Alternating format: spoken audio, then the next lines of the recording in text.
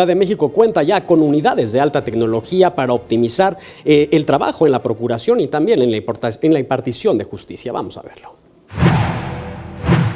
El jefe de gobierno de la Ciudad de México, José Ramón Amieva, dio el banderazo de salida a 20 nuevas unidades móviles para fortalecer el trabajo pericial de la Procuraduría General de Justicia Capitalina. Son 10 ambulancias forenses y 10 laboratorios móviles equipados con dispositivos de alta tecnología que permiten eficientar los trabajos de los peritos en las investigaciones. Parte del equipamiento consiste en el uso de luz ultravioleta, los reactivos químicos por análisis de superficies, levantamiento de embalaje y trazado de las trayectorias balísticas.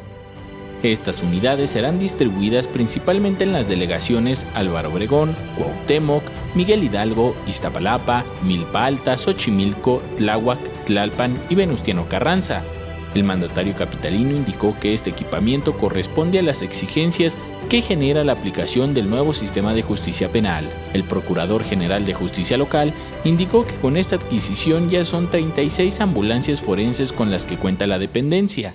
La inversión realizada en las ambulancias forenses fue de 8.149.000 pesos y para los laboratorios móviles se dispuso de un recurso de 9.978.000 pesos.